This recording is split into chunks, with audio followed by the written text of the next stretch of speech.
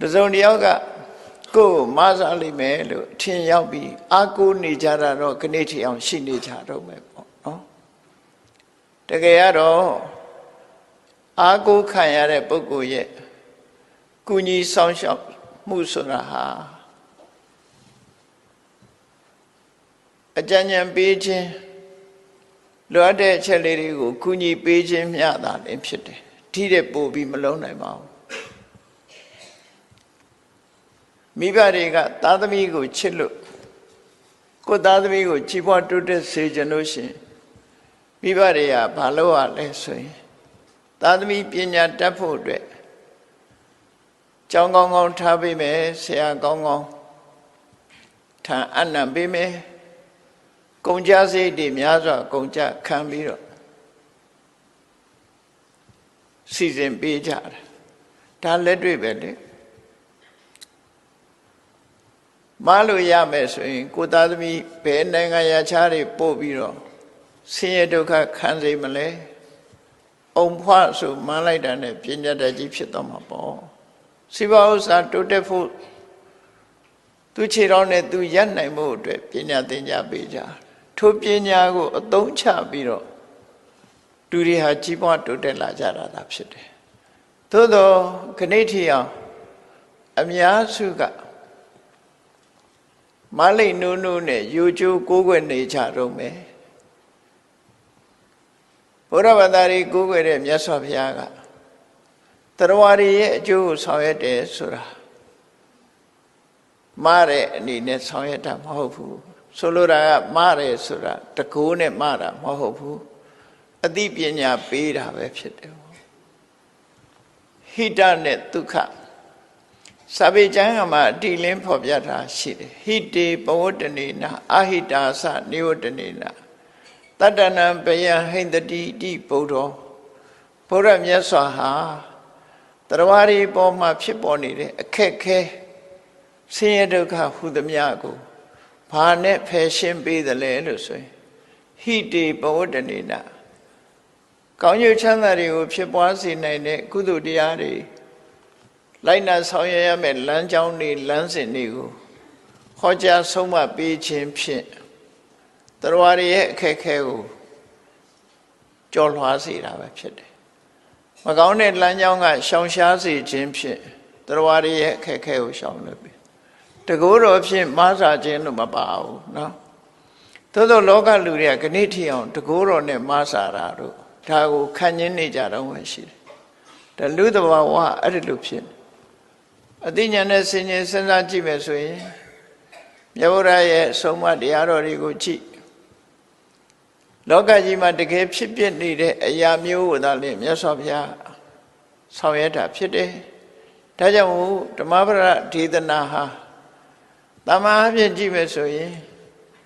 ဘာသာတရားလို့ပြောရမှာတဲ့အဆုံးအမဤကောင်းလမ်းပြပြောမယ်ဆိုရင်တကယ်ဖီလိုဆိုဖီလက်တွေ့ကျင့်သုံးလို့ရတဲ့ဤစနစ်တွေဒါတွေကိုဟောပေးတာပဲဖြစ်တယ်ပေါ့ဖီလိုဆိုဖီဆိုတာအတွေးအခေါ်တသက်မြတာဖြစ်တယ်တကယ်တော့လက်တွေ့လုပ်လို့ရတဲ့ဟာတွေမဟုတ်ဘူးတချို့ဟာကြတော့လက်တွေ့ကြလှုပ်ဆောင်နိုင်တဲ့ပညာရပ်တွေကိုမြတ်စွာဘုရားဆုံးမဟောကြားပေးတာဖြစ်တယ်ချမ်းသာကြွယ်ဝခြင်းဘာလုပ်ရမလဲစီးပွားဥစ္စာတိုးတက်ခြင်းဘာလုပ်ရမလဲဘဝတန်တရားမှာအခက်ခဲတွေကျော်လွှားပြီး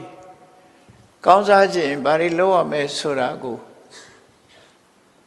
လမ်းညွှန်ပြတာပဲတကယ်လက်တွေ့လောကမှာလည်းပဲမွေးလာကြတဲ့လူတွေဟာပညာသင်နေကြတာဒါတွေအတွက်သင်နေတာပဲမဟုတ်လားပညာတတ်သွားပြီဆိုရင်ထိုပညာရဲ့အကျိုးကျေးဇူးကိုအားကိုးပြီးလောက်သွားကြလို့ထိတ်တန်းရောက်သွားကြတာသို့သောအကုယုံကြည်မှုတွေနဲ့တစ်ဖက်ကနေပြီးတော့လူတွေဟာ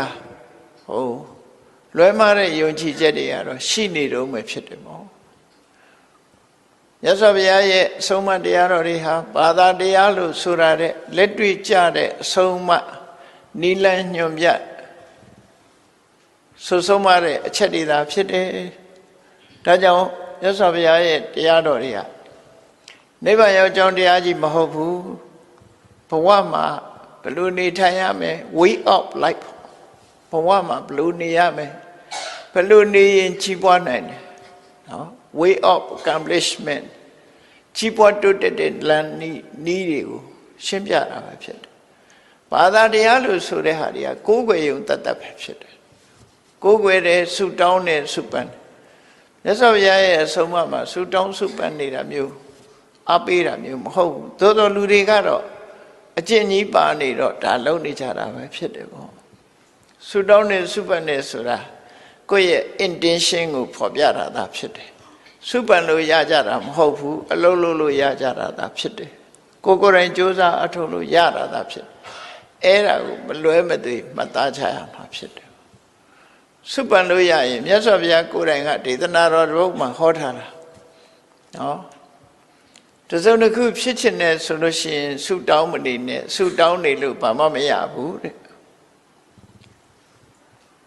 ထိုအနေအထားမျိုးကိုရောက်စေတဲ့လမ်းကြောင်းအတိုင်းဆောင်ရွက်ပါလို့မြတ်စွာဘုရားရှင်းရှင်းလေးဥပမာပြောထားတယ်မင်းဟိုဘက်ကမ်းကိုရောက်ချင်သလားမြစ်တစ်ဖက်ကမ်းမှာရပ်ပြီးဟိုဘက်ကမ်းကိုရောက်ချင်သလားငါဟိုဘက်ကမ်းကိုရောက်ပါရစေလို့မင်းဆုတောင်းနေတနေ့ကုန်ထိုင်ဆုတောင်းဟိုဘက်ကမ်းမရောက်ဘူးလေရှာသင်္ဘောရှာဟိုဘက်ကမ်းခုဘာမှမပိုင်လက်ပြကူဒါပဲရှိတယ်အဲ့ဒါရောက်တော့မှသိချတယ်မြတ်စွာဘုရားအဲ့ဒီလိုဆုံးမတာလေနော်အဲ့တော့လက်တွေ့ကြကြလုပ်ရမယ်ဆိုတာတွေကိုဆုံးမတော့လက်တွေ့ကြကြလို့ဆိုတဲ့တဲ့မယ်တခြားဘာသာတရားတွေနဲ့ရောထွေးပြီးမြတ်ဗုဒ္ဓရဲ့ဆုံးမတရားတော်တွေကိုနောင်ဘဝအတွက်သာအသုံးချရမလို့ဆိုတာမာယွင်းနေချက်ပဲဖြစ်တယ်နိဗ္ဗာန်ရောက်ကြောင်းတစ်မျိုးသာရှိတယ်လောကစီးပွားရေးနဲ့ဘာမှမဆိုင်ဘူးလောကီကြီးပွားရေးကိုဟောတာမဟုတ်ဘူးလို့ထင်လို့ရှိရင်လည်းလုံးဝလွယ်မှားနေတယ်မြတ်စွာဘုရားဟာတရားရည်ရဲ့အကျိုးစီးပွားကိုလိုလားလို့မှန်ကန်တဲ့နိလန်းတွေကိုဖော်ပြပြီးဒုက္ခကိုရစေတာဖြစ်တယ်ဒါမို့ဟိတနဲ့ဒုက္ခဆိုတာနှမျိုးတွဲဖက်တာဟိတလုံးမှဒုက္ခဟိတဆိုတာဘာတော့ condition အခြေအနေကောင်းတစ်ခုဖန်တီးရအဲ့ဒီအခြေအနေကောင်းတစ်ခုဆိုတာဘာလဲပြောမယ်ဆိုရင်သာသမီတူအခြေအနေကောင်းဆိုတာမိဘပြောတဲ့စကားနားထောင်တယ်လိမ္မာတယ်လူကြီးသူမတွေစကားနားထောင်တယ်စာကြိုးစားတယ်နေထိုင်ကောင်းတယ်ဆိုတာကျောင်းမှန်တက်တယ်ပညာကြိုးစားတယ်ဒါကောင်းတဲ့အခြေအနေတွေပဲအဲ့ဒီအခြေအနေတွေကောင်းမှသူ့ရဲ့အောင်မြင်ကြီးပွားမှုဒုက္ခဆိုတာရမှာဒါမလွဲမသွေမှန်ကန်တဲ့လမ်းကြောင်းမြတ်စွာဘုရားကလည်းဒါကိုဟောတာစာပေကျမ်းမှာကြည့်လိုက်မယ်ဆိုရင်ဘုရားပွင့်လာတဲ့ဆိုတာဘဟုဇနဟိတာယဘဟုဇနဒုက္ခယအများအကျိုးစီးပွားဖြစ်ထွန်းဖို့နဲ့အများချမ်းသာဖို့အကျိုးစီးပွားလို့ဆိုတာအကျိုးတရားကိုပြောတာမဟုတ်ဘူးအကျိုးတရားတွေဖြစ်ပွားဖို့ရအကြောင်းကိုလုပ်ရမှာဖြစ်တယ်ပေါ့တိုင်းပြည်တစ်ပြည်မှာစီးပွားရှာလို့ကောင်းနေတယ်ဆိုတာဟိတစိုက်ပျိုးမွေးမြူရေးစိုက်ပျိုးရေးလုပ်တဲ့ပုဂ္ဂိုလ်တွေဟာမိုးလေဝသမှန်ကန်ပြီးတော့ကိုလိုအပ်တဲ့ရေတွေရတယ်မြေနေထားတွေရှိတယ်ရာသီဥတုကောင်းတယ်ဆိုတာတွေဟာဟိတအဲ့ဒီဟိတပေါ်မှာအခြေခံပြီးတော့မှစီးပွားအောင်မြင်မှုဆိုတဲ့ဒုက္ခကိုရမှာဖြစ်တယ်ပေါ့အေးမိုးလေဝသကမမှန်ဘူးမြေကောင်းရေကောင်းမရှိဘူးဆိုရင်စိုက်ပျိုးရေးလုပ်ဖို့အခြေအနေမကောင်းဘူးသူတို့ပဲပြောရမယ်ခြေနေကောင်းဆိုတာ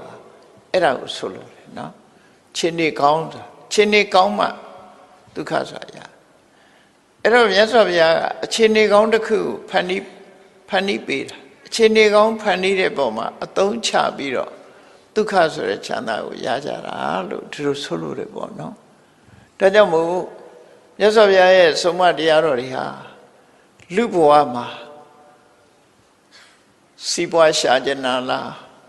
ကြော်ကြားကြနာလားအောင်မြင်ကြနာလားကျမ်းမာကြနာလားအသက်ရှည်ကြနာလားဘဝမှာဘာပဲလူချင်းတဲ့နိလန်းတွေရအောင်လုပ်နိုင်တဲ့နိလန်းတွေကိုဟောပြောဆုံးမတာပဲဖြစ်တယ်ပေါ့နော်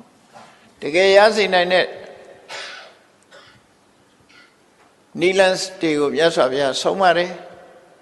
အဲ့ဒီလိုမဟုတ်ဘူးတန်တရားကြီးထဲမှာမနေချင်တော့ဘူးအိုခြင်းနာခြင်းသိခြင်းဆိုတဲ့ဒုက္ခတွေမခံချင်တော့ဘူးနိဗ္ဗာန်ကိုဘ ယ်တော့မှမဝရမနာရတဲ့အနေအထားမျိုးရောက်ချင်တယ်ဆိုရင်လည်းအဲ့ဒီလမ်းကိုညွှန်ပြတာအဲ့ဒါနောက်ဆုံးမှညွှန်ပြတာနော်နောက်ဆုံးမှညွှန်ပြတာဆိုကိုကလောကမှာကြီးပွားခြင်းတယ်တိုးတက်ခြင်းတယ်ဘာလုပ်ရမလဲအဲ့ဒါကိုလည်းမြတ်စွာဘုရားအခြေခံအဖြစ်ညွှန်ပြတာဒါကြောင့်မြတ်စွာဘုရားရဲ့တရားတော်တွေဟာအဆုံးအမတရားတွေသာဖြစ်တယ်လက်တွေ့ကြကြလိုက်နာကျင့်သုံးနိုင်တဲ့တရားဓမ္မပဒဒေသနာတော်မှာလက်တွေ့ဘဝတစ်ခုကိုအကြောင်းပြုပြီးတော့သီဝရီထုတ်တာပဲဖြစ်တယ်ဆို statement ပေါ့အခုလိုပြောရင်အဆိုပြုတဲ့စကားတစ်ခုလောကမှာဒီနိတိဆိုတာလို့လမ်းညွှန်ချက်တစ်ခုကိုပေးလိုက်တာဘာလို့ရင်ဘာဖြစ်တယ်ဆိုတဲ့ guideline တော့မဟုတ် proverb ဆိုရိုးတစ်ခုပြုလိုက်တာပဲဖြစ်တယ်ဆိုပါစို့ဥပမာတစ်ခုပြောမယ်ဆိုကြိုးစားကဖျားဖြစ်တယ်ဆိုတဲ့စကားကြိုးစားဖို့ပြောတာနော်ကြိုးစားဖို့ရည်ညွှန်း Rolling Stone get that no more ဆိုတာအေးမင်းအလုပ်တွေခဏခဏပြောင်းမယ်ဆိုလို့ရှိရင်ဘာမှဖတ်တယ်မှမဟုတ်ဘူးဆိုတဲ့စကားပြောတာ no pain no gain မင်းအနာမခံလို့ရှိရင်အသာဆိုင်မှာမဟုတ်ဘူးဒါတွေကတိဝရီတွေအဲ့လိုလမ်းညွှန်ချက်တွေမြတ်စွာဘုရားဆုံးမမှာလဲအဲ့တိုင်အဲ့ဒီထိတဲ့ပို့ပြီးတော့မြတ်စွာဘုရားဆုံးမနိုင်တာတော့နိဗ္ဗာန်ရဲ့အကြောင်းတရားထိအောင်ဆုံးမတယ်လို့သူတို့ဆိုလို့တယ်သို့တော့အများစုကဘုရားတရားတော်တွေကလောကုတ္တရာတွေတို့နဲ့မဆိုင်ဘူးဆိုပြီးမျက်ကွယ်ပြုတတ်ကြတယ်ပေါ့နော်ကဘာမှာကြည့်လိုက်မယ်ဆိုရင်မြတ်စွာဘုရားတရားတော်ဟာလောကုတ္တရာတရားကြီးပဲမဟုတ်ဘူးမျက်မှောက်ဘဝမှာကောင်းကျိုးချမ်းသာရစေနိုင်တဲ့နိလန်းတွေဟောတယ်ဒီဘဝတင်ဆိုရင်မပြည့်စုံသေးဘူးဒီဘဝမှာဘယ်သူမှအမြဲမနေရဘူးနော်ဒီဘဝအဆုံးသတ်သွားလို့ရှိရင်နောက်ဘဝအတွက်စိတ်ချစေရမယ်ကိုချင်းတရားတွေကိုဟောတယ်အေးဤဘဝနောက်ဘဝဒီလိုကြီးပဲသွားနေရမှာလားဆိုဘဝဆိုတာကိုမလိုချင်ဘူးဆိုလို့ရှိရင်လေ exit ဆိုဘဝကထွက်လန်းကိုပေးထားတယ်ဟောပြည့်စုံတယ်နော်တချို့ဘာသာတရားဒီဘဝကောင်းစားရေးတော့လမ်းညွှန်ခြင်းလမ်းညွှန်မယ်နောက်ဘဝကောင်းစားရေးကြတော့ကောင်းကင်ဘုံပဲရှိတယ်နော်ကောင်းကင်ဘုံတစ်ခုပဲပြောတယ်အဲ့တော့ရသော်ဘုရားရဲ့အဆုံးအမတရားတော်မှာဒီဘဝလည်းကောင်းစားမယ်နောက်ဘဝဆိုတာနောက်ဘဝပေါင်းမြောက်များစွာအတွက်လည်းကောင်းကျိုးချမ်းသာရမယ်ဘဝတွေကိုယုံမုန်းပြီးမလိုချင်တော့ဘူးဆိုရင်လည်းပဲဘဝကထွက်မြောက်ကြောင်းလမ်းစဉ်ကိုဟောပြောဆုံးမပေးတာပဲဖြစ်တယ်အဲ့တော့ဆုတောင်းဆုယူဆိုတဲ့ဘာသာတရားမျိုးမဟုတ်ဘဲနဲ့လက်တွေ့ကျင့်သုံးလိုက်နိုင်ရမယ်အဆုံးအမတရားလို့အဲ့တော့မြတ်စွာဘုရားတရားတော်တွေဟာလောကီဘက်ကပဲရှုထောင့်ကပဲကြည့်ကြည့်လောကုတ္တရာရှုထောင့်ကပဲကြည့်ကြည့်မှန်နေတယ်အကုန်လုံးကဲဒီနေ့ဓမ္မပဒဒေသနာမှာဓမ္မရတနဲ့ဘဝသင်္ကန်းစာများဆိုတာလေးကိုကြည့်ကြည့်လောကီဘက်မှာလည်းဘာကိုရည်ညွှန်းတယ်လဲလောကုတ္တရာဘက်ကဘာကိုရည်ညွှန်းတယ်လဲဆိုတာကြည့်ရအပိုင်း15မှာမှတ်သားရမယ်မြတ်ဗုဒ္ဓရဲ့ဓမ္မပဒဒေသနာမှာဘာပြောလဲဆိုအပမဒောအမတပဒံပမာဒောမစ္ဆုနောပဒံတမန်ပြောလိုက်ရင်ဒါလေးကရှင်းရှင်းလေးပဲเนาะအပမာရဆိုတာမင်းအခြေအနေတစ်ခုပေါ်မှာယဉ်မှုမေးလျော့နေမယ်ဆိုလို့ရှိရင်ပမာရယဉ်မှုမေးလျော့မယ်ဆိုရင်ဆင်းရဲဒုက္ခကလွတ်ကြောင်းမရှိလို့မင်းအဖမှန်ဒုက္ခရောက်ခြင်းရဲ့အကြောင်းဆိုပါစို့အဖမှန်သိရခြင်းရဲ့အကြောင်းတစ်ခုဖြစ်နေတန်တရားတွေကဘယ်တော့မှထွက်နိုင်မှာမဟုတ်ဘူးဒါတစ်ခုလောကုတ္တရာဘက်ကကြည့်လို့ရှိအပမဒောအမတပဒံဘဝတစ်ခုမှာအခြေအနေတစ်ခုပေါ်မှာရစ်မှုမေးလျော့မနေပဲနဲ့ကြိုးစားအထုတ်ခြင်းဟာအမတပဒံဘယ်တော့မှမတည်တဲ့မတည်ရာအဆင့်ကိုရောက်ဖို့ရအတွက်လုံလောက်တဲ့အကြောင်းတရားဖြစ်တယ်အဲ့တော့ဒီဒေသနာတော်ဟာတမန်အပြင်ကြည့်မယ်ဆိုရင်အပမာရဆိုတဲ့ mindfulness ပေါ့နော်ကိုယ်အလုပ်ပေါ်မှာအာယုံစိုက်ပြီးတော့ရရှိထားတဲ့အခြေအနေတစ်ခုပေါ်မှာရည်မှုမနေပဲနဲ့တတိနဲ့ကြိုးစားအထုတ်နေရမယ်အဲ့ဒါလိုကြိုးစားအထုတ်ဆွဲဆွဲမြဲမြဲလုပ်နေခြင်းဟာအမတပဒနောက်ဆုံးအမြင့်ဆုံးအဆင့်ဟာဘယ်တော့မှမတည်ရတဲ့နေရာမျိုးထိအောင်ရောက်သွားနိုင်တယ် အဲ့ဒါလိုမဟုတ်ဘဲနဲ့စန့်ကျင်မဲ့ပမာဒခြေနေတစ်ခုပေါ်မှာရင်မှုနေလို့ရှိရင်ဖန်တယ်လဲသိခြင်းအကြောင်းဖြစ်တယ်ဒါအမြင့်ဆုံးအဓိပ္ပာယ်ကိုပြောတာကဲအခြေခံအဓိပ္ပာယ်တစ်ခုစဉ်းစားကြည့်အပမာဒမင်းလက်ရှိလုံနေတဲ့အပေါ်မှာရင်မှုမနေပဲနဲ့တတိရှိရှိနဲ့ကြိုးစားအထောက်မယ်ဆိုရင်အမတပဒမင်းရဲ့ဂုဏ်သိက္ခာဟာဘယ်တော့မှကြာဆုံးသွားမှာမဟုတ်ဘူးအမြဲတမ်းရှင်သန်နေမှာပဲလို့ဒီလိုဆိုလို့တယ်လူဘဝတချို့ကလူမသေးခင်သေသွားတယ်လေဂုဏ်သိက္ခာတွေဂုဏ်သိက္ခာတွေကြာဆုံးပြီးသေသွားတယ်အဲ့ဒါမေ့လျော့သွားလို့မမေ့လျော့ဘူးဆိုရင်မင်းဘယ်တော့မှမသေဘူးလောကကြီးတဲ့ကမင်းသေမှာမဟုတ်ဘူးပျောက်ကွယ်သေတယ်ဆိုတော့ပျောက်ကွယ်သွားဆိုပါစို့မြန်မာလူမျိုးတွေရဲ့ယင်ထဲမှာအနောယထမင်းဆိုတာရှိတယ်ကျန်စစ်သားဆိုတာရှိတယ်နော်ဘုရင်နောင်အလောင်းဖရာတို့ရှိနေကြအဲ့ဒီလူတွေဟာအကြောင်းမဲ့ရှိလာတာမဟုတ်ဘူးသူတို့ကြိုးစားအထုတ်ခဲ့တာအဲ့ဒီလိုမမေ့မလျော့ကြိုးစားအထုတ်တဲ့ပုဂ္ဂိုလ်ဟာလူသေးတော်လဲနာမည်မသေးဘူးဒါမှမဟုတ်အမတပရလို့ဒီအဓိပ္ပာယ်ကိုယူလို့လည်းရတယ်ပေါ့နော်ဂုဏ်သိက္ခာအဖြစ်နဲ့သိဆုံးသွားမှာမဟုတ်ဘူးဘယ်တော့မှမသိဆုံးဘူးဘယ်တော့မှမကြဆုံးဘူးလို့ဒီလိုဆိုလို့တယ်မမှန်ကန်ကန်နဲ့တတိရှိရှိနဲ့ဆွဲဆွဲမြဲမြဲကောင်းတဲ့အလုပ်တွေကိုလုပ်သွားတဲ့ပုဂ္ဂိုလ်ဟာဘယ်တော့မှလောကကြီးကပျောက်ကွယ်ပြီးတော့သူ့နာမည်ဟာတိမ်မြုပ်သွားမှာမဟုတ်ဘူးလို့အမတပရဒီလိုအဓိပ္ပာယ်မျိုးလေးရပမာတော့မစ္ဆုနောပရမိမိလျော့ရော့လှုပ်ချင်လှုပ်ပြီးတော့နော်ရစ်မှုနေတဲ့ပုဂ္ဂိုလ်ကတော့မကြခင်ပဲလူကမသေးခင်နာမည်ပျောက်သွားပြီလူမသေးခင်နာမည်ပျောက်သွားလူလည်းသေသွားရောဘယ်သူမှအသိမှမပြုတဲ့အနေအထားမျိုးရောက်သွားဘယ်သူမှမသိတော့သေသောသူကြာရင်မေးဆိုတာအဲ့ထက်ပါဟောကုန်ဂုဏ်ပြုခံရတဲ့ပုဂ္ဂိုလ်မျိုးမဖြစ်ဘူးလို့လောကမှာဂုဏ်ပြုခံရတဲ့ပုဂ္ဂိုလ်တွေဟာအပမာဒဆိုတဲ့မမေ့မလျော့ကြိုးစားအထုတ်တဲ့ပုဂ္ဂိုလ်တွေကြီးပဲနော်မေ့မေ့လျော့နေတဲ့ပုဂ္ဂိုလ်ဟာမကြခင်မဲ့လောကကြီးကပျောက်ကွယ်သွားတယ်အပျောက်ကွယ်တာဟာမစ္ဆုနောပဲနော်နာမည်သေဆုံးသွားတယ်ဂုဏ်သိက္ခာသေဆုံးသွားတယ်အဲ့ဒီအဓိပ္ပာယ်မျိုးကိုမြတ်စွာဘုရားရှင်းလင်းဟောကြားတာပဲအဲ့တော့အပမာဒဆိုတဲ့တရားဘာတုံးလို့ဆိုလို့ရှိရင်မမေ့မလျော့ဘူးဆိုတာအရာရာမှာတတိနဲ့လုပ်တယ်တတိနဲ့သွားတယ်တတိနဲ့စားတယ်ကိုယ်လက်ရှိနေတဲ့အရေးချင်းတစ်ခုကိုအမြဲတမ်းကိုယ့်ကိုဆင်ញင်သုံးသပ်နေတယ်အပမာဒဆိုတာအခြေခံလေးတစ်ခုပြောလိုက်တာတတိရှိနေရင်နောက်ကပါလာတော့ဆိုပညာလာတယ်တတိနဲ့တမ္ပစညာဒီကနေ့ခေတ်မှာတတိအရေးကြီးတာကိုနိုင်ငံရခြားလူတွေကသဘောပေါက်တယ်သို့တော်ဘုရားဘာသာတရားတော်လို့သူတို့မပြောချင်တဲ့အခါ mindfulness လေ့ကျင့်ခန်းဆိုပြီးလုပ်နေကြတာနော်ဒါတတိလေ့ကျင့်ခန်းပဲအပမာဒပဲ mindfulness based stress reduction ဆိုတာ MBSR လို့အမေရိကန်နိုင်ငံမှာ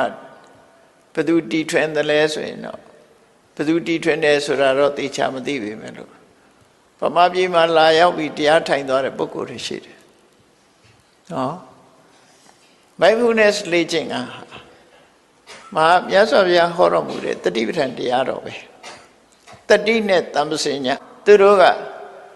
MBSR ဆိုတာ MB ဆိုတာ M ဆိုတာ mindfulness B က based stress reduction လောကလူတွေဟာကြီးပွားချမ်းသာခြင်းနဲ့ဆန္ဒတွေပြင်းထန်ကြတယ်ကြိုးစားကြတယ်အောင်မြင်သူရှိတယ်မအောင်မြင်သူရှိတယ်မအောင်မြင်တဲ့ပုဂ္ဂိုလ်တွေကစိတ်ဖိစီးမှုဆိုတဲ့ stress တွေဖြစ်လာကြတယ် depression တွေရလာတယ်အဲ့လိုတွေဖြစ်လာတယ်အဲ့ဒါမျိုးမဖြစ်ရအောင်လို့သူကဘာလုပ်ရလဲ mindfulness လေ့ကျင့်ခန်းလုပ်တယ်နော်တခြားအရာမလုပ်ဘဲနဲ့မြတ်စွာဘုရား mindfulness လေ့ကျင့်ခန်းကိုပြောထားတာကိုယ့်လက်လှုပ်ရှားမှုတွေအားလုံးပေါ်မှာ mindfulness နောက်ဆုံးမှာကိုယ်အဝတ်ပြင်ဝတ်တာအစ mindfulness လို့ပကံခွဲရောက်ကိုင်တာစားတာတောက်တာအဲ့ဒီအစနောက်ဆုံးမှာတိတ်တိတ်နေတာအိဋ္ဌာအစပြီး mindfulness ပါတယ်တတိပဌာန်သုံးပါးကြည့်မယ်ဆိုလို့ရှိရင်လက်ကွေးခြေစပ်ရှေ့တို့နောက်ငင်လှုပ်တာအစအကုန် mindfulness နဲ့သွားအဲ့ဒါ တတိနဲ့တမ္ပစည mindfulness and comprehension လို့ခေါ်တယ်နော်တတိထားတယ်ဆင်ញင်စဉ်းစားတယ်တတိထားခြင်းစဉ်းစားခြင်းဆိုတဲ့ဒီနှစ်ခုနဲ့ပေါင်းစပ်ပြီးတော့အလုံးလုံးနေမယ်ဆိုတဲ့ပုဂ္ဂိုလ်တယောက်ဟာကြီးပွားတိုးတက်နိုင်တယ်ဒါကြောင့်မို့အဲ့ဒီလေ့ကျင့်ခန်းကိုဝိချေတနာမြောက်များစွာပေးပြီးတော့ခွာလေ့ကျင့်နေကြတယ် mindfulness based stress reduction ဆိုတာသင်္นานပို့ချတယ်အလကားတက်လို့မရဘူးเนาะအခုဘဝပြေမှာအလကားတက်လို့ရ mindfulness based stress reduction အဲ့ဒီဤစနစ်ဟာတကယ်အကျိုးရှိတယ်ဆိုတာလက်တွေ့အသုံးချတဲ့လူတွေကသိတယ်ဒါမြတ်စွာဘုရားရဲ့ဤစနစ်သူတို့က mindfulness တစ်ခုတည်းတင်လေ့ကျင့်ခိုင်းတယ်မြတ်စွာဘုရားရဲ့အဆုံးအမကြတော့ mindfulness and comprehension နှစ်ခုတွဲသွားရမယ်လို့ဆိုလို့တတိထားရမယ်စဉ်းစားရမယ်တတိထားရမယ်စဉ်းစားရမယ်သူစဉ်းစားမှုကနောက်ကလိုက်နေတယ်အများတတိရှိမှပညာဆိုတာဖြစ်တယ်တတိကင်းတဲ့ပညာဆိုတာမရှိဘူးတဲ့အဲ့ဒါကြောင့်မို့တတိနဲ့ပညာတွဲဖက်တာအဲ့ဒါလို့တွဲဖက်ပြီးတော့သွားမယ်ဆိုလို့ရှိရင်ကိုယ့်ဘဝကိုယ့်အခြေအနေကိုအမြဲတမ်းသိနေတယ်လူတွေဟာတစုံတစ်ခုမှားယွင်းမှုမလုပ်သည့်အတွက်ကြောင့်အောင်မြင်ကြီးပွားမှုတရဖူဆောင်းနိုင်တယ်ပေါ့ဒီလိုဆွလို့တာเนาะအဲ့ဒါကြောင့်မလို့အပမရတရားကိုမြတ်စွာဘုရားအဓိကထားပြီးအပမရောအမတပဋ္ဌာန်မမေ့မလျော်ကျူးပန်းအထုံးမှုဟာမသေးခြင်းရဲ့အကြောင်းဖြစ်တယ်မိမိပမာတော်မစ္ဆုနောပဒံ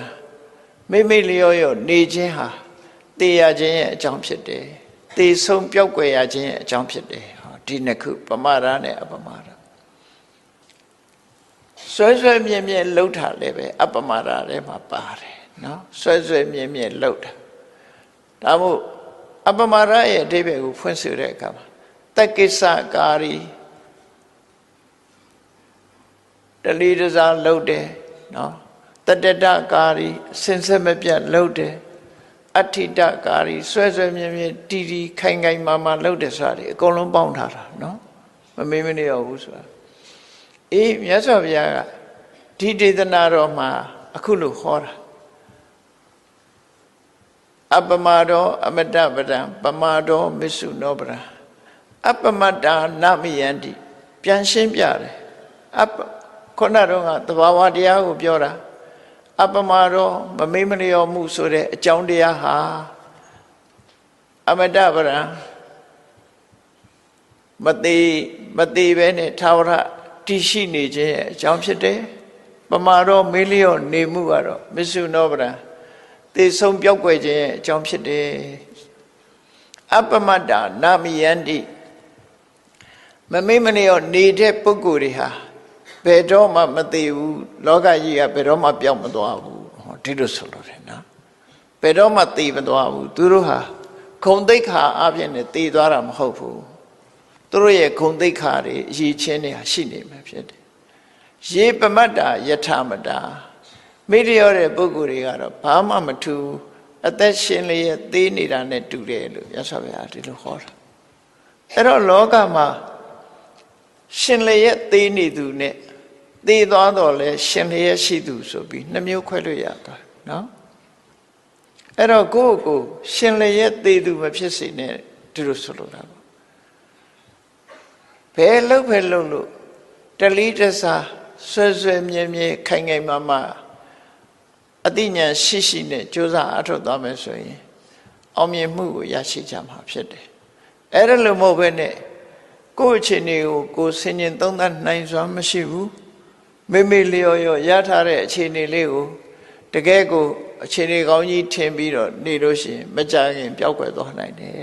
ဒီလိုဆိုလို့တယ်ပေါ့နော်အဲ့တော့ဒီဒေသနာဟာတာမန်မဟုတ်ဘူးဗုဒ္ဓဘာသာမဟုတ်တဲ့အတောကမင်းကြီးကို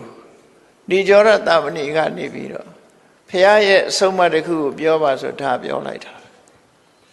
ဒီအဆုံးအမကြားပြီးတော့အတောကဘုရင်ကြီးကဗုဒ္ဓဘာသာဖြစ်သွားတာငကိုယ်တော့ဗုဒ္ဓဘာသာမဟုတ်ဘူးထို့တူပဲမြမသမိုင်းမြမရာဇဝင်မှာကြည့်လိုက်လို့ရှင်အနောထဘုရင်ကြီးဟာဗုဒ္ဓဘာသာစစ်စစ်မဖြစ်ခင်အခုလိုပဲ ရှင်အရဟံစီက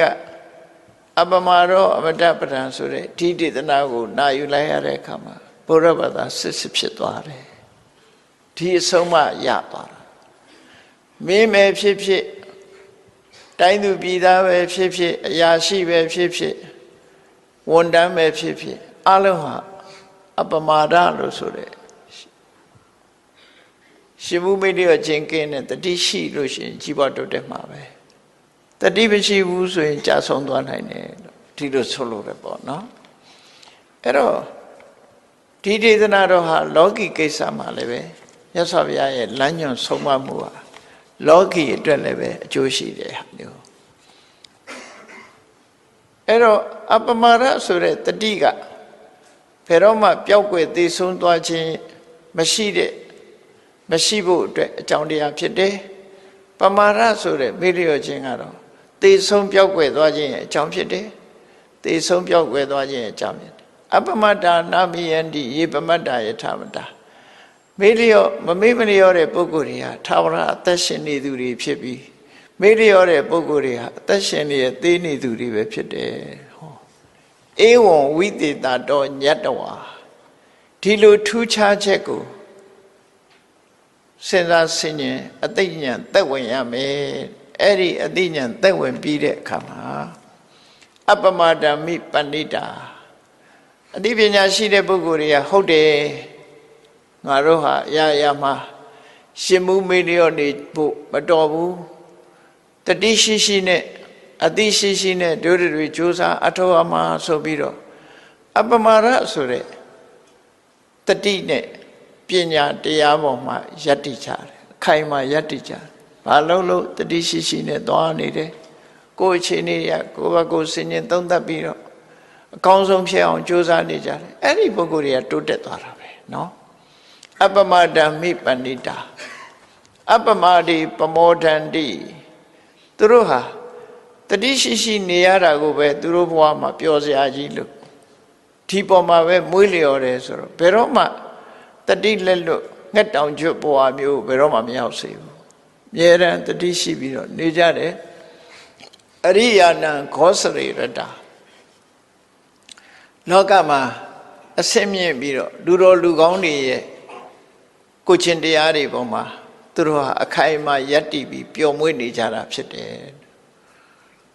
အပမာဒရှိလာပြီဆိုလို့ရှိရင်အပမာဒရှိသူနဲ့မရှိသူတို့ရဲ့ထူးခြားချက်ကိုကောင်းကောင်းကြီးသဘောပေါက်တယ်ဘယ်လိုလို့ဆိုတော့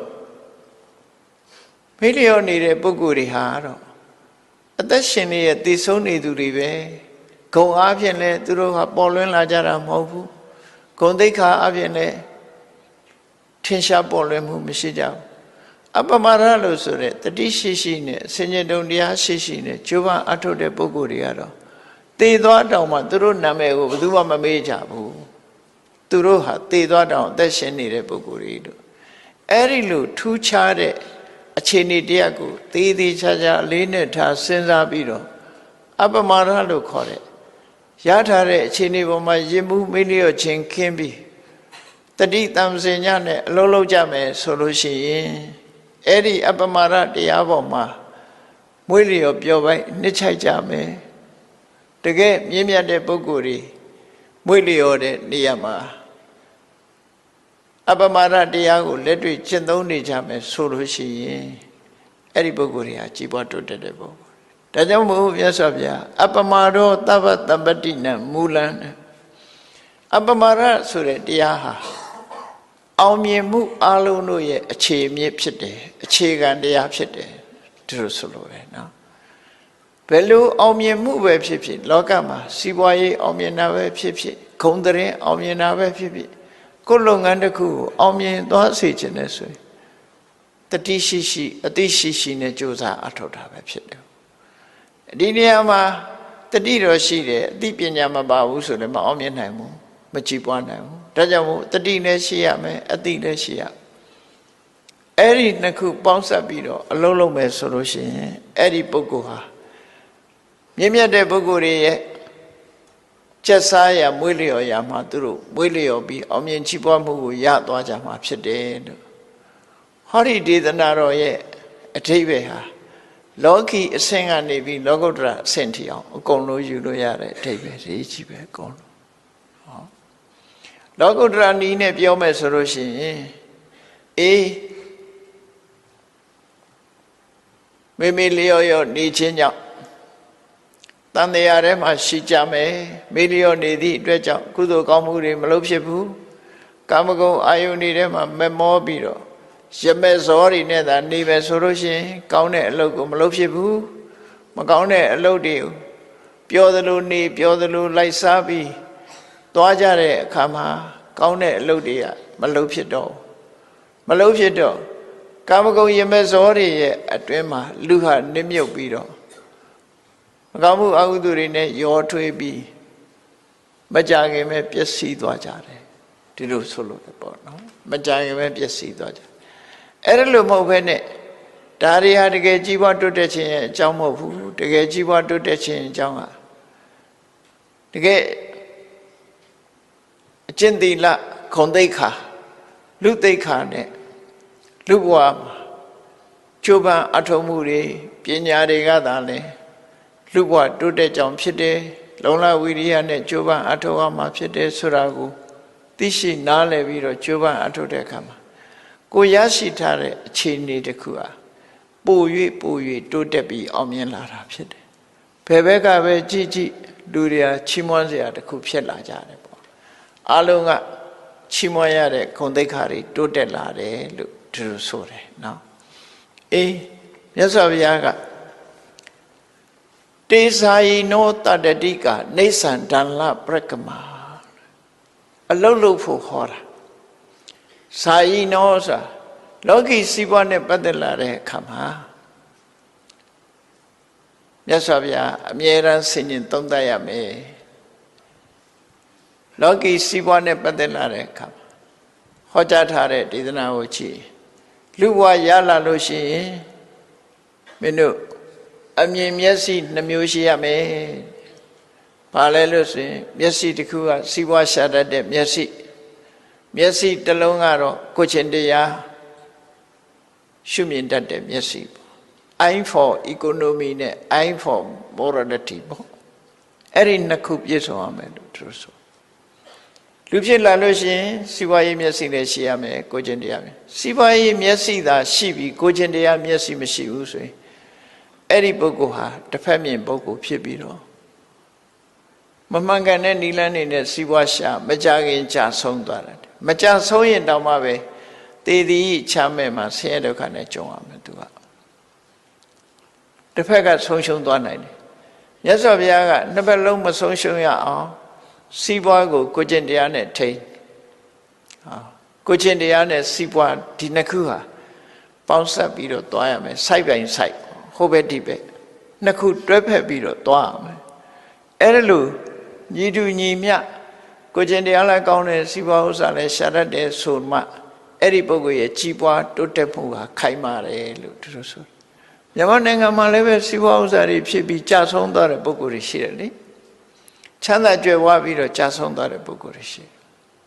အဲ့ဒါဘာကြောင့်လို့ဆိုရင်ကိုကျင့်တရားဘက်ကပြပြသွားလို့ရှိရင်မြန်ကြာဆုံးသွားတတ်တယ်ပေါ့ကိုကျင့်သိက္ခာကြောင့်ပျက်စီးသွားတာလေအများကြီးပဲရှိအဲ့ဒါလို့မဖြစ်ရအောင်တတိနဲ့တမ္ပစဉ္ညာနဲ့ကြိုးစားအထောက်အမှာလို့ဒါကြောင့်မို့ဘဝကိုရှုမြင်သုံးသပ်နိုင်တာရှိရတေစာယိနောလောကအကြောင်းနဲ့ပတ်သက်လာလို့ရှိရင်ရှုမြင်သုံးသပ်ရမယ်လူဘဝမှာအလုံးလူတွေဟာဒီကနေ့ခေတ်မှာ medical check up တော့လုပ်ကြတယ်သို့တော့ mental check up လုပ်တာနည်းတယ်ကိုယ်စိတ်ရဲ့အနေအထားတစ်ခု mental check up လည်းလုပ်ရမှာဖြစ်တယ်စိတ်ကိုငါစိတ်ဟာတိမတ်တော်မှန်တဲ့ပြစ်ကင်းတဲ့စိတ်မျိုးလားသို့မဟုတ်လောဘတွေလွှမ်းမိုးထားတဲ့စိတ်လားဒေါသတွေလွှမ်းမိုးနေတဲ့စိတ်လားသို့မဟုတ်မသိခြင်းမောဟတွေလွှမ်းမိုးနေတဲ့စိတ်လားမာနတွေလွှမ်းမိုးနေတဲ့စိတ်လားဆိုတာချက်ကလို့အောင်အလုံးကိုယ်ဘဝမှာငါကောင်းတာနဲ့ဆိုတာဘယ်ဟာကငါတဏ္ဍမှာများနေသလဲမြတ်စွာဘုရားကအလုံးနှစ်ခုကိုရှင်းပြတယ်ကလျာဏနဲ့ပပကကလျာဏဆိုတာ ကောင်းကျိုးချမ်းသာကိုဖော်ဆောင်ပေးတဲ့ကောင်းတဲ့အလုပ်ကောင်းတဲ့အလုပ်ဆိုတာကိုကုသိုလ်အလုပ်လို့ပြောတာကုသိုလ်လို့ပြောလိုက်တာနဲ့လူတွေကဖះเจ้าကံနဲ့သွားပြီးတော့တွေးတတ်တယ်မဟုတ်ကုသိုလ်ဆိုတာဘယ်နေရာပဲဖြစ်ဖြစ်ကုသိုလ်ကိုယ်အိမ်မှာနေရင်လည်းကုသိုလ်လုပ်လို့ရနော်ကုသိုလ်အလုပ်ဆိုတာရှိတယ်အပြစ်ကင်းပြီးကောင်းကျိုးချမ်းသာပေးနိုင်တဲ့အလုပ်တွေမှန်သမျှကုသိုလ်ပဲစီးပွားဥစ္စာတိုးတက်ပြီးအပြစ်ကင်းတဲ့စီးပွားဥစ္စာရှာနေနဲ့ရှာကြံပြီးကိုမိဘကျွေးတယ်သို့မဟုတ်ကောင်းတဲ့နီလန်းတွေကိုသုံးချတယ်ကိုချင်းတရားမပြတ်အောင်နေတယ်ဒါလည်းကုသိုလ်ပဲနောက်ဆုံးမှာအစာတောင်စားကျင်တိုင်းမစားဘူးအတိုင်းအတာတစ်ခုနဲ့စားတယ်ဘောဇနိမတ္တညုတာမြတ်စွာဘုရားကဝိဇ္ဇာစရဏတမ္ပန္နောမှာစရဏတရား15ပါးထဲမှာအဲစားကျင်အောင်မစားတာပါတယ်နော်ခဏခေတ်မှာလူတွေဘာကြောင့်ယောဂများတော့ဆိုကြိုက်လို့စားတာနဲ့စားကျင်အောင်စားတာတွေကြောင့်မလို့ယောဂတွေများယောဂတွေများတာစားတဲ့နာတဲ့ပို့စားတာယောဂများစားတဲ့နာတဲ့ပို့စားလို့ဟိုနာဖောင်းထွက်ဒီနာဖောင်းထွက်ကုန်တာပေါ့ပြီးတော့မှဝိချတာတွေဘာတွေရှောက်လုံးနေကြအစရတဲ့ရှော့မှန်မှန်လေးစားသွားရင်ဘယ်လိုမှမဖြစ်ဘူးအပူတွေများသွားတယ်နော်ဒါမို့ဒီအသက်အစီဖုံးတာတို့ဘာတို့အစီအိတ်တွေဖောက်ထုတ်ရတာတို့ဒါတွေကအစားလွန်လို့ဖြစ်တဲ့ကိစ္စတွေကြီးပဲမြတ်စွာဘုရားကယဟန်တွေကိုဟောတယ်လူတွေကိုတော့တထပ်စားလို့မပြောပါဘူးဘုန်းကြီးတွေကိုတော့မြတ်စွာဘုရားကငါဟာတဲ့တထပ်ပဲစားတယ်တထပ်စားသည့်အတွက်ကြောင့်ငါမှယောဂခင်းတယ်ကျမ်းမာတယ်ခွန်အားလည်းရှိတယ်လူတွေကမစားရင်အပြတ်လိမ့်မယ်ထင်တယ်မပြတ်ဘူးနော်အထိုင်ထားလဲတွက်လက်တယ်စားတဲ့လောက်ပဲစားကြိုက်လို့စားတာမဖြစ်နဲ့ကိုယ်နဲ့တော်တာကိုရွေးချယ်စားအဲ့ဒီလိုဟာကိုဘောဇနီမတ္တညုတာလို့ခေါ်တယ်သူကအောစရာကောင်းတာမြတ်စွာဘုရားတရားတော်ထဲမှာကောင်းကျိုးချမ်းသာရနိုင်တာမှန်သမျှကုသိုလ်တွေမှာပါတယ်စရဏတရား15ပါးဝိဇ္ဇာစရဏတမ္ပန္နောဘုရားဝတ္တတွေအများစုသိကြတယ်ဝိဇ္ဇာ3ပါးဝိဇ္ဇာ10ပါးစရဏတရား15ပါးလို့ဆိုထင်မယ်ဒီဘောဇနိမတ္တညုတာပါတယ်မြတ်စွာဘုရားနိဗ္ဗာန်ရောက်ကြောင်းတရားအဖြစ်ဟောထားတာနော်အဲ့ဒါပြောမယ်ဆိုရင်သီလပုံစံပဲပေါ့နော်အဲ့ဒါလို့နေထိုင်မဲ့ဆိုရင်ကျမ်းမာတယ်ကျမ်းမာမှဒီလူတွေဟာကောင်းကျိုးချမ်းသာရနိုင်တဲ့အလုပ်တွေကိုလုပ်နိုင်တယ်သူဆိုလိုတာပေါ့ဒါကြောင့်ဘောဇနိမတ္တညုတာဆိုတာကိုယ်နဲ့တဲ့တဲ့အစာလားမတဲ့တဲ့အစာလားရွေးချယ်ကိုယ်စားစွာရမယ့်အတိုင်းအတာကိုရွေးချယ်နော်ဒီအတိုင်းအတာနှစ်ခုရွေးချယ်ဖို့လိုတယ်ပေါ့ကြိုက်လို့စားမှလားစားသင့်လို့စားတာလားဒီနှစ်ခုတည်းကြတော့ကြိုက်လို့စားတာမျိုးမဖြစ်စေသင့်ဘူးစားသင့်လို့စားတယ်ဘာလို့ဆိုတော့ကိုကြိုက်တဲ့ဟာကကိုနဲ့မတဲ့တာဖြစ်ချင်းဖြစ်တယ်ပေါ့အဲ့တော့ကိုနဲ့တပ်ပရဖြစ်တဲ့အစားအစာကိုရှာကြံစားဆောင်အောင်ဒီလိုဆိုလို့ရပေါ့နော်အဲ့ဒါလို့နေထိုင်ခြင်းအပြင်လူဘဝကောင်းကျိုးချမ်းသာရအောင်ကြိုးစားအထောက်နိုင်တယ်ကျမ်းမာမှုရရှိနိုင်တယ်လို့သူတို့ဆိုတယ်ဒါကြောင့်မို့အရာရာမှာအမှတ်တမဲ့မနေပဲနဲ့ဆင်ញင်သုံးသပ်ရမယ်ဆင်ញင်သုံးသပ်ကြည့်ရမယ်ဆင်ញင်သုံးသပ်ပြီးမကောင်းတဲ့စိတ်တွေကိုယ်မှလွှမ်းမိုးနေတယ်ဆိုပါစို့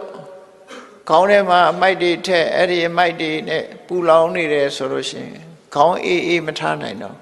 ကျွတ်ခေါင်းအေးအေးဆိုလို့ရေစွတ်တာမျိုးမလုပ်လိမ့်နဲ့နော်အေးပတ်တော့အောင်ပဲခေါင်းအေးအေးထားဆိုတာအပူတွေအတွေးမတွေးနဲ့အရှုပ်တွေမထက်နဲ့မြူနီစပယ်အမိုက်ပုံကြီးမဖြစ်စေနဲ့ကိုယ်အုံနောက်ထဲမှာကြည်လင်အေးမြပြီးတော့တန်မိုးရှိတဲ့အရာတွေသာခေါင်းနဲ့ထည့်အနှုတ်မို့ဆိုရင်အမိုက်ပုံကြီးဖြစ်သွားလိမ့်မယ်အဲ့ဒါတွေမထက်နဲ့ဝုန်းကိုတော့ချောင်းချောင်းထားခြေထောက်ကိုတော့နှွေးနှွေးလေးထားလို့ပြောချတယ်ပေါ့နော်ခြေထောက်နှွေးနှွေးခေါင်းအေးအေးဝန်းချောင်းချောင်းလူဘဝမှာတော့အဲ့ဒါကြီးပွားတိုးတက်ခြင်းအကြောင်းတွေပဲကျမ်းမာပြီးတော့ကြီးပွားတိုးတက်တဲ့အကြောင်းအဲ့ဒါကြောင့်ဘဝမှာဇာယီနောဆိုတာဆင်ញင်သုံးသက်တတ်ရမယ်ကိုယ့်အခြေအနေကိုဆင်ញင်သုံးသက်တတ်ရမယ်ငါလှုပ်နေတာဘာတွေနဲ့အချိန်ကုန်နေသလဲငါဘာလှုပ်သင့်သလဲဆိုတာကိုအမြဲတမ်းဆင်ញင်သုံးသက်ရမယ် ဒီတဲ့အစင်းမြင်လို့နိဗ္ဗာန်ရချင်တယ်ဆိုလို့ရှိရင်တော့ဘယ်အရာမှမမြဲဘူးဆိုတာကိုသိရဆင်ញင်နဲ့မမြဲဘူးလို့သိခြင်းဟာဘာအကျိုးရှိလဲလို့မေးကြည့်တွေ့တာမှုတွေကိုလျှော့ချလို့ရသွားလူတွေဟာတွေ့တာမှုဆွဲမဲ့မှုတွေပေါ်မှာတွေ့တာမှုဆွဲမဲ့မှုကိုအကြောင်းပြုပြီးတော့တွေ့တာတဲ့အရာအတွက်လှုပ်ချံလုံးမိသွားတတ်တယ်ပေါ့မကောင်းတာတွေလုံးမိသွားတယ်လုံးမိသွားလို့ဆိုးကျိုးတွေနဲ့တွေ့တတ်တယ်ဒါကြောင့်မို့တွေ့တာမှုကိုလျှော့ချဖို့ရတယ်အရာခတ်သိမ်းဟာမမြဲဘူးဆိုတဲ့အနိစ္စတင်ညာထာဝရပြောင်းလဲနေတဲ့အရာတွေပဲလို့ဆင်ញင်သုံးသပ်နိုင်ရမယ်လို့သူတို့ဆိုတယ်အဲ့ဒါလို့မဟုတ်လို့ရှိရင်ကိုယ်စိတ်တွေအာယုန်တစ်ခုထဲမှာစူးစီးလို့မရဘူးတမာရီမရှိလို့စိတ်တွေဟာလွင့်ပြန်နေတဲ့တည်ငြိမ်မှုမရဘူးဆိုရင်တမာရီကျင့်စဉ်လေးနဲ့ကိုယ်စိတ်လေးကိုငြိမ်အောင်အာယုန်တစ်ခုထဲမှာစူးစိုက်လို့ရအောင်လို့ကိုယ်ဘာလုပ်နေသလဲအဲ့ဒီဘာလုပ်နေသလဲဆိုတဲ့အချက်ပေါ်မှာကိုယ်စိတ်လေးတည်ငြိမ်အောင်ထားနိုင်မှုကြိုးစားအဲ့ဒီနှစ်ခုကိုဇာယီနောလို့ပြောတာကမ္မဋ္ဌာန်းအထုတ်ပြီဆိုလို့ရှိရင်ကတော့သမထကျင့်စဉ်ကိုလည်းဇာယီနောဝိပဿနာတရားအထုတ်တာလည်းဇာယီနောပဲသဘာဝကိုအသိမှန်ဆင်ញင်သုံးသပ်တယ်အဲ့ဒါတမာရီနဲ့ပညာတိုးတက်အောင်ကြိုးစားခြင်းလောကီကိစ္စမှာဇာယီနောဘာလို့ဟာကိုယ်စီးပွားဥစ္စာတိုးတက်နေတယ်ဆိုရင်ငါတနေ့ဝင်ငွေဘယ်လောက်ရှိလဲငါသုံးနေတာဘယ်လောက်သုံးနေလဲနော်ဖုံးဖို့တာအစားဖုံးဖို့တာဘယ်လောက်ကုန်သွားပါလဲဝင်ငွေရဘယ်လောက်ရှိသလဲဇာယီနောစဉ်းစားဆင်ခြင်ရမှာဖြစ်တယ်ပေါ့နော်အသုံးတွေကမြတ်ဝင်ငွေရရှားဆိုလို့ရှိရင်တော့တဖြည်းဖြည်းလုံးမပါသွားမှသိကြတယ်ပယုတ်လုံးစီးပွားရေးဆိုဖြစ်သွားတယ်နော်ပယုတ်လုံးဟာအကြီးကနေတဖြည်းဖြည်းသေးသွားတာကြီးလာတယ်လို့မရှိဘူးတဖြည်းဖြည်းကုံသွားပြီးနောက်ဆုံးမှဘာမှမကြံတော့အဲ့ဒါလိုဖြစ်တယ်အဲ့ဒါကြောင့်မလို့ကိုရှာတဲ့စီးပွားဟာပယုတ်လုံးမဖြစ်စေနဲ့တဖြည်းဖြည်းကြီးပွားတိုးတက်လာတဲ့ခြတ်တောင်ဘိုးတွေလိုပြားရည်ပြားအောင်ကြီးလိုကြီးပွားလာအောင်သာစ조사အထုတ်တဲ့နေဒါဟာလေကိုယ့်ကိုချက်ကင်လုံးနေမှာသိမှာပဲဖြစ်တယ်ပေါ့ဒါကြောင့်မို့စာယီနောကိုလုံးနေတဲ့အလုပ်ပေါ်မှာအမြဲတမ်းလုပ်ရမှာစဉ်းစားတွေးခေါ်စီးပွားလုပ်ရင်ဒီစီးပွားကအကျိုးဘယ်လောက်ရှိတယ်မြတ်ဘာစီးပွားလုပ်ရင်ကောင်းမလဲခေတ်ချင်းတွေကဘယ်လိုရှိသလဲအမြဲတမ်းခေတ်နဲ့ရေမောင်တန်းနဲ့ဆိုတာသတင်းစာဖတ်မယ်စာဖတ်မယ်ရေဒီယိုနားထောင်မယ်တကယ်အရေးကြီးတဲ့အချက်တွေအပျော်နားထောင်တာပြောတာမဟုတ်ဘူးเนาะအပျော်ပါဆိုတာပျော်လို့ရပါတယ်ထိုက်တဲ့လောက်တော့ပျော်သို့တော့အလုံးနဲ့ပျော်တာကတမိုးပိုရှိသွားတယ်အလုံးနဲ့ပျော်တာလေအလုံးနဲ့ပျော်ပြီဆိုတဲ့အခါကျတော့အလုံးလည်းအောင်မြင်တယ်စိတ်လည်းပျော်တယ်နှစ်ဖက်ကျိုးတိုးတက်တယ်ပေါ့နော်အဲ့လိုလည်းမဟုတ်ဘဲနဲ့ဒိန်းတောင်းနဲ့ပြောရင်ကတော့အဲ့တော့ရင်ထဲဖုတ်လိုက်ခံစားရတဲ့အရာသာလေးပဲပြီးရင်တော့မောပြီးအိတ်ချင်သွားတာအဲ့ဒီအပြောအတစ်မျိုးအဲ့လိုမဟုတ်ဘဲနဲ့ဇာယီနောဆိုတာရှုမှတ်ဆင်ញင်သုံးသပ်ပြီးတော့ကြည့်တတ်ဒီဇာယီနောတာတတိကနေသန္တန်လပရကမအလုံးလုံးပြီးဆိုလို့ရှိရင်စင်စက်မပြတ်လှုပ်ဖို့လိုတယ်လှုပ်ချင်တဲ့ကလှုပ်တယ်မလှုပ်ချင်တဲ့ကမလှုပ်ဘူးဆိုတာမဖြစ်စေရဘူးမှန်ကန်အမြဲမပြတ်လှုပ်နေတာကိုတာတတိကလို့ခေါ်တယ်နေသန္တန်လပရကမအခိုင်အမာကြိုးပမ်းအထောက်အခက်ခဲတွေကိုဖျက်ခွဲနိုင်တဲ့လုံလဝိရိယမျိုးနဲ့အဲ့ဒါလိုကြိုးစားအထောက်လို့ရှိရင်ဖူတန္တိတိရနိဗ္ဗာန်ယောဂခေမနှုတ်တရာအနှောက်အယှက်တွေအလုံးကုံဆုံးသွားတဲ့နိဗ္ဗာန်ဆိုတဲ့အငြိမ့်တက်ကိုရနိုင်တယ်လို့မြတ်စွာဘုရားအဲ့လိုခေါ်တယ်အဲ့တော့လောကီအနေနဲ့ပြောမယ်ဆိုလို့ရှိရင်ကိုလိုချင်တဲ့ပန်းတိုင်ကိုရောက်နိုင်တယ်လို့ပြောတာပဲဒါဒီလမ်းကြောင်းကပဲသွားတာပဲတူတူပဲအလုံးမြတ်စွာဘုရားဟောတဲ့တရားလောကီဘက်မှာလည်းယူလို့ရတယ်လောကုတ္တရာဘက်မှာလည်းယူလို့ရတယ်နော်ကိုဖြစ်ချင်တာဘာလဲကိုယ့်ဟာကိုစဉ်းစားဆုံးဖြတ်ပြီးကိုသွားချင်တဲ့လမ်းကိုလည်းဒီအဆုံးမလမ်းကြောင်းကနေသွားအလုံးဟာအကောင်းနေကြီးပဲဖြစ်ဘာလို့အကောင်းရောက်ဖို့ဆိုတာတူတူကြီးပဲမကောင်းတာရောက်ဖို့ကလည်းပဲတူတူပဲနော်အဲ့ဒါကိုမြတ်စွာဘုရားကဒီဓမ္မပဒဒေသနာတော်မှာအခုလိုဟောကြားဆုံးမတာပဲဖြစ်တယ်ပေါ့ဘာကြောင့်ဘာကိုအကြောင်းပြုပြီးတော့ဆုံးမတာလဲလို့ဆိုရင် ဇလန်းလေးကိုအချင်းချုပ်ပြောရမယ်ဆိုရင်မြတ်စွာဘုရားကောသမီပြည်မှာသရင်သုံးတဲ့အချိန်ကောသမီကိုအုပ်စိုးနေတဲ့ဘုရင်ကဥဒေနလို့ခေါ်တယ်အဲ့ဒီဥဒေနဘုရင်ကြီးမှာမိဖုရား၃ယောက်ရှိတယ်သူနန်းနဲ့သူပထမမိဖုရားကသာမဝတီလို့ခေါ်တယ်အချမ်းရ900နဲ့သူကသူ့နန်းဆောင်မှာသူနေတယ်ဒုတိယမိဖုရားကတော့ဝါတုလဒတ္တာဟိုဘုံမီနာကဥစ္စေနီပြည်ကသန္နပိစ္ဆောတမင်းရဲ့သမီးတော်အဲ့ဒါကဝါတုလဒတ္တာဒုတိယမိဖုရားသူလည်းသူချမ်းရနဲ့နေတယ်နောက်ဆုံးမိဖုရားငယ်ငယ်ရွယ်ရတော့မင်းသမီးမဟုတ်ဘူးပုံနေမမာခန္ဒီလို့ခေါ်တယ်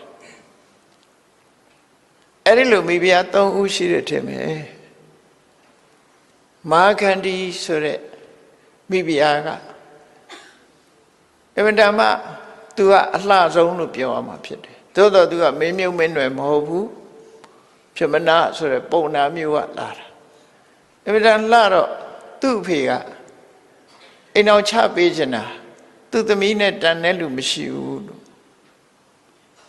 ဝိုင်းပြီးတော့တောင်းညရမ်းညတာတွေကတော့အများကြီးပဲ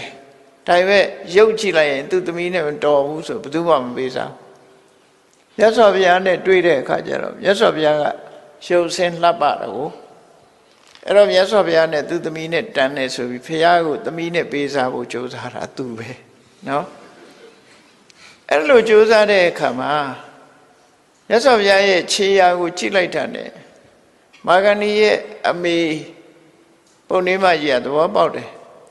ဒီပုဂ္ဂိုလ်ခြေရာကြည့်လိုက်တာနဲ့ဒါသူတော်စင်ရဲ့ခြေရာရှင်သမီးကိုယူမှာမဟုတ်ဘူးသူတော်စင်သူတော်မြတ်ဖြစ်တယ်ပုံနေမကြီးကလည်းပုံနာကြီးပုံနေမကြီးကပြောတော့ပုံနာကြီးကမင်းရှာမရှိနဲ့ငါပြောတဲ့အတိုင်းလုပ်ဆိုခေါ်သွားတယ်နော်